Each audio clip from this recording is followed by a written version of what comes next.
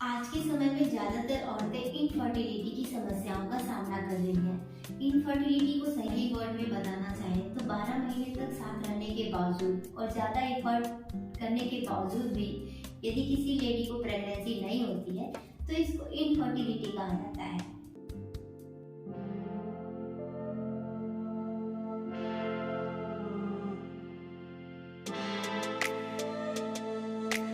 Infertility दो प्रकार की होती है, प्राइमरी इनफर्टिलिटी और सेकेंडरी इनफर्टिलिटी।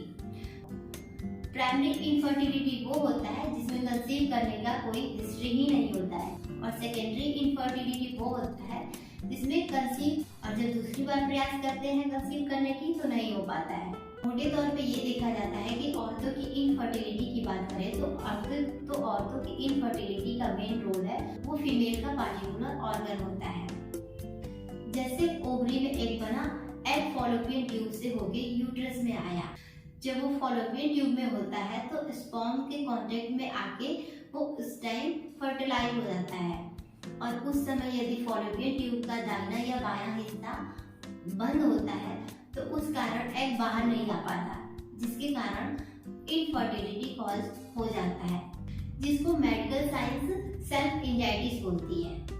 तो इसका एक कारण सेल्फ एंजाइटिस भी है। इसके अलावा पेल्विक इन्फ्लेमेटरी डिजीज यानी कि यूट्रस में सूजन होने के कारण भी कंसीव करने में दिक्कतें आएंगी, या फिर ओवरी में सिस्ट हो गया, या फिर पीसीओडी की दिक्कत हो गई, ओवेरियन कोई डिजीज हो गया, तो इन सब कारणों की वजह से भी कंसीव करने में दिक्कतें आएंगी। और इन सारी चीजों के ऊपर जो सबसे बड़ा कारण होता है वो होता है हार्मोनल इम्बैलेंस। यदि सब कुछ ठीक रहते हुए भी किसी फीमेल को हार्मोनल इम्बैलेंस है तो वो कंसीव नहीं कर पाएगी।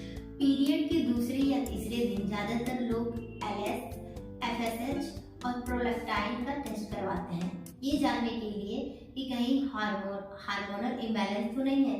यदि हार्मोनल इम्बैलेंस होता है तो इसको ट्रीटमेंट दिया जाता है, इसको दवाइयाँ दी जाती हैं इसके अकॉर्डिंग। जबकि हकीकत की बात यह है कि औरतों में हार्मोन्स होते हैं जिसको हाइपोथैलेमस, पिट्यूटरी या ओवेरियन एक्सिस बोलते हैं। हाइपोथैलेमस ब्रेन का सबसे सुपर पार्ट होता है। यदि मैं एज ए योगा इंस्ट्रक्टर आपको बताना चाहूंगी कि इनफर्टिलिटी का जो सबसे मेजर कॉज होता है वो हाइपोथैलेमिक सेल्स के गॉन्ड से होता है। तो यदि कोई औरत ज्यादा परेशान है, स्ट्रेस में है, डिप्रेशन में है और वो एफर्ट करती है, ये कोशिश करती है फर्टिलिटी अचीव करने की, तो ये ढेर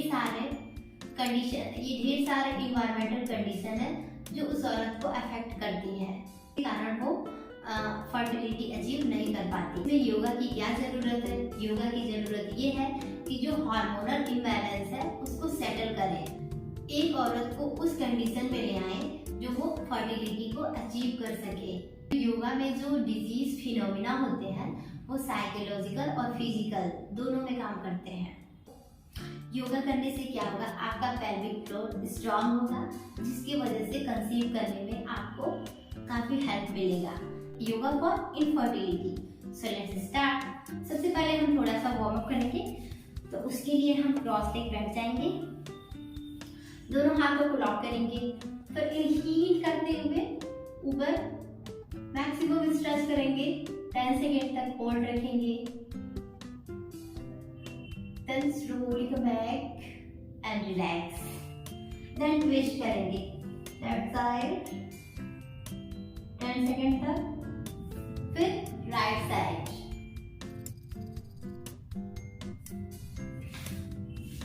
फिर दोनों हाथों को हम पीछे रखेंगे ऐसे, और फिर बैकवर्ड बेंडिंग करेंगे, 10 सेकेंड यहाँ होल्ड रखेंगे, slowly come back and relax. फिर इनहेल करते हुए दोनों हाथों को उठाएंगे और एक्सहेल करते हुए फॉरवर्ड बेंड करेंगे, देन रिलैक्स। अब नेक्स्ट करेंगे हम जानु शीर्षासन।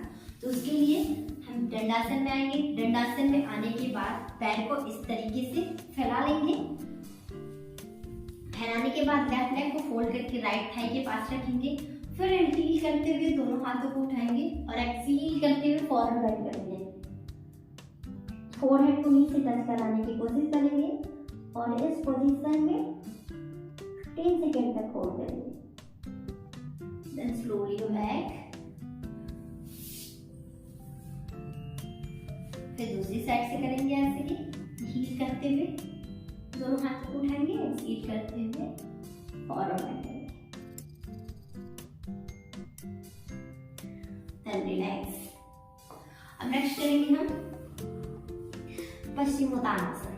तो इसके लिए दोनों पैर सीधा सामने रखेंगे, हील करते हुए दोनों हाथों को उठाएंगे और एक्सहेल करते हुए फॉरवर्ड बेंड करेंगे।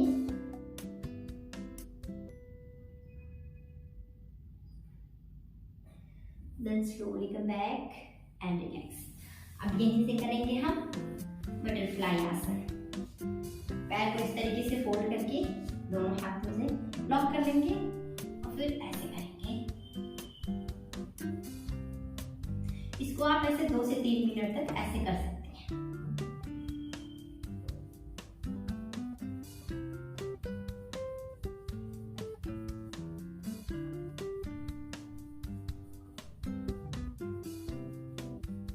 नेक्स्ट करेंगे मलासन। तो मलासन करने के लिए हम इस तरीके से बैठ जाएंगे, दोनों हाथों को दोनों पैरों के बीच में रखेंगे, एल्बो से नी को प्रेस करके बाहर की तरफ ऐसे नेक स्पाइन स्ट्रेट रखेंगे, सामने देखेंगे।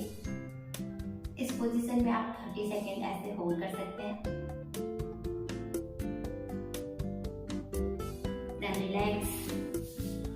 अब नेक्स्ट आसन करने के लिए हम लेट जाएंगे। नेक्स्ट आसन करेंगे, दीवार के सहारे दोनों पैर को ऐसे सीधा रखेंगे, हिप को दीवार से ऐसे लगा के रखेंगे। इस पोजीशन में आप 30 सेकेंड तक ऐसे होल्ड करके रख सकते हैं। धीरे धीरे पैर को फैलाएंगे ऐसे।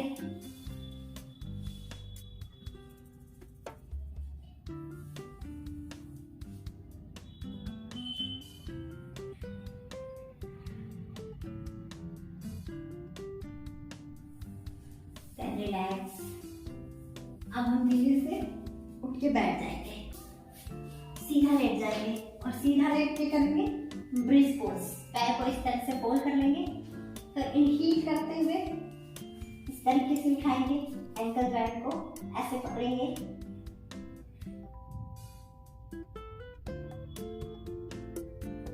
रिलैक्स। अब यहीं से हम करेंगे हलासन। पैर को ऐसे उठाएंगे, पीछे की तरफ ले जाएंगे, दोनों हाथों को ऐसे लॉक कर लेंगे। इस पोजीशन में 30 सेकेंड तक ऐसे होल्ड रखेंगे।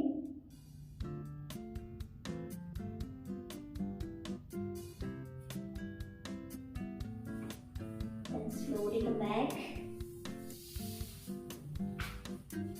and relax. अब हम उठ के बैठ जाएंगे बैक साइड के लिए। अब नेक्स्ट आसन करेंगे सुप्त बद्ध कोणासन। तो इसके लिए पैर को हम इस तरीके से फोल्ड करके और लेट जाएंगे। इस पोजीशन में लेट जाएंगे, ऐसे कर सकते हैं।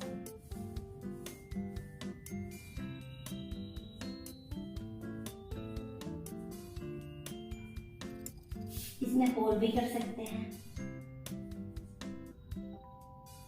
हाथ को ऐसे रख लेंगे, धीरे से उठ के बैठ जाएंगे। और नेक्स्ट क्या करेंगे, पैर को इस तरीके से फोल्ड करके रखेंगे और पैर के अंगूठे को पकड़ेंगे और फिर धीरे धीरे बैलेंस बनाते हुए ऐसे करेंगे और धीरे से पैर को ऐसे फैलाएंगे और इस पोजीशन में होल्ड रखेंगे।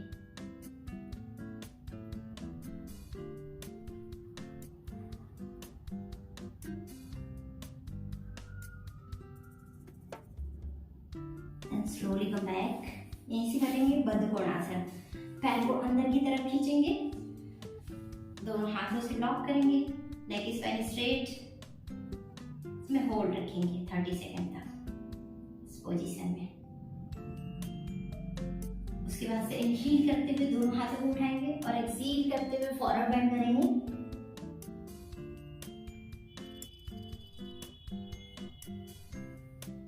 And relax. तो ये थे इनफर्टिलिटी के लिए कुछ योगासन, जो ये सारे आसन पेल्विक फ्लोर के लिए थे, जिसको करके आप पेल्विक रीजन को स्ट्रॉन्ग कर सकते हैं। ये करने के बाद अगर आपका पेल्विक रीजन स्ट्रॉन्ग हो जाता है, इसे कंसीव करने में काफी हेल्पफुल होगा। तो आज के लिए बस इतना ही। Thank you.